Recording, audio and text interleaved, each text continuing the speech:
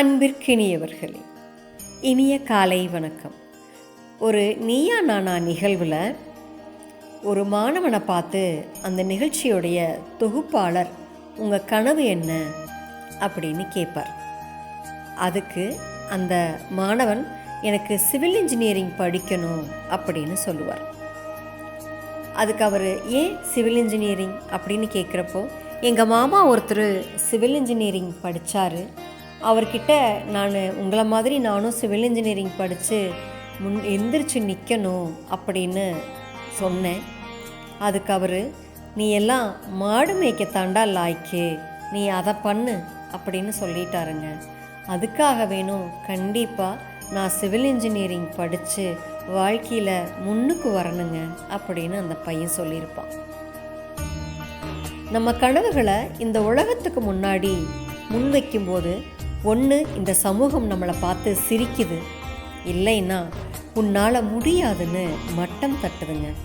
நம்ம வேலை தேடிட்டு இருந்தோன்னா, உனக்கு எதுக்கு இந்த வேலையெல்லாம், போய் அப்பா வேலையை செய், தறி ஓட்டு, அந்த மாதிரி பற்ற வேலை செய், இப்படி தன்னுடைய தொழிலை சுட்டி காட்டி அவங்கள கீழே இறக்க பார்க்குறாங்க. எந்த தொழிலுமே கேவலம் இல்லைங்க, அதை செய்ய வேண்டான்னும் நான் சொல்லலை. பெற்றவங்களையும் விட்டு வைக்கிறதில்ல. உன் பையனை எதுக்கு இதெல்லாம் படிக்க வைக்கிற, உனக்கு உதவிக்கு வச்சிட்டின்னா நாளைக்கு உனக்கு பின்னாடிக்கு அது யூஸ் ஆகும். இப்படி பெற்றவங்கக்கிட்டையும் அவங்களுடைய முடிவுகளை ஏன் முன்வைக்கிறாங்கன்னு தாங்க எனக்கு தெரியல. நம்ம கனவு என்ன, நம்ம ஆசை என்ன, இதை பற்றியெல்லாம் துளி கூட தெரிஞ்சிக்காத அவங்க நம்மளோட வாழ்க்கையை, நம்மளோட எதிர்காலத்தை அவங்க எப்படிங்க முடிவு பண்ண முடியும்? இந்த உரிமையை அவங்களுக்கெல்லாம் யாருங்க கொடுத்தது? இப்படியெல்லாம் நிஜமாவே பல கேள்விகள் எனக்குள்ள தோணுங்க. உங்களுக்கும் அப்படித்தானே?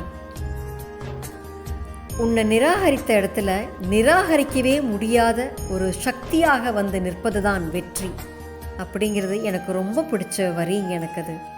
அதனால் நம்ம கனவுகளை பார்த்து சிரிக்கிறவங்களை எதிர்க்க மனசு வரலைன்னா கூட அவங்கள நொறுக்கி போடுற மாதிரி ஒரு சின்ன வெற்றி புன்னகை பூத்துட்டு உங்கள் இலக்கை நோக்கி போய்கிட்டே இருங்க. நாளை சந்திப்போம் தோழமைகளே.